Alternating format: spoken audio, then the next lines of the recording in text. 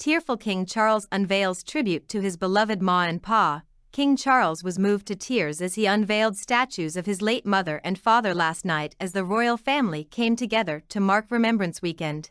The monarch looked on with pride and emotion at the striking sculptures of Queen Elizabeth II and the late Duke of Edinburgh at the Royal Albert Hall in London. The King and Queen Camilla joined members of the armed forces and a raft of celebrities and volunteers at the concert venue in Kensington for the Royal British Legion's Festival of Remembrance. The annual tribute to the fallen was overseen for the first time by Charles and Camilla 14 months after the death of the Queen.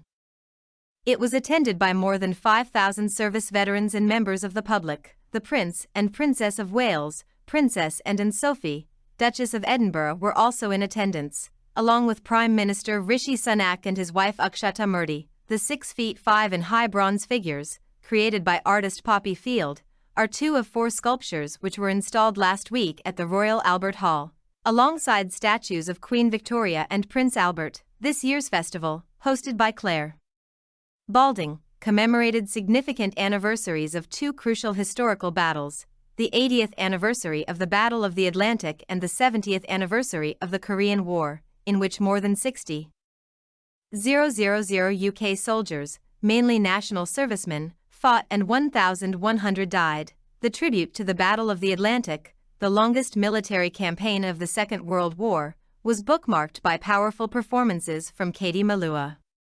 She sang the Sting anthem Fields of Gold, while opera star Alfie Boe delivered a rendition of Bring Him Home.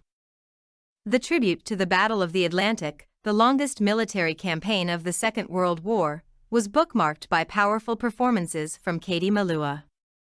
She sang the Sting anthem Fields of Gold, while opera star Alfie Boe delivered a rendition of Bring Him Home. However, modern conflict was never far from the surface, with special attention paid to the work of army chaplains and their training of Ukrainian counterparts as that country continues to be ravaged by war following Russia's invasion last year. In a special tribute to members of the armed forces who survived warfare but suffered life-changing injuries, the Invictus Games, set up by Prince Harry, were highlighted with a dance choreography featuring mixed abilities performers, including some in wheelchairs. The 75th anniversary of HMT Empire Windrush's arrival to these shores was marked as the festival honored the contribution of that generation to the military. Soul diva and actress Micah Paris told the packed auditorium how her Jamaican grandparents had traveled to Britain on the ship, along with more than 1,000 other passengers from the island.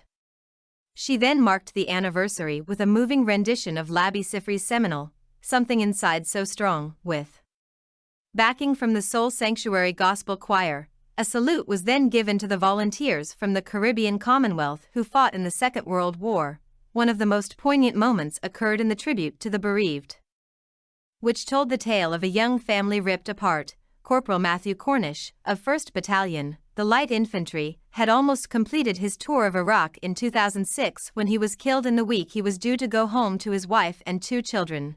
One of his sons, Ethan, has now followed in his father's footsteps and joined the same regiment. Later in the night the audience fell silent for the entrance of the bereaved families, who slowly descended a staircase and walked across towards the stage.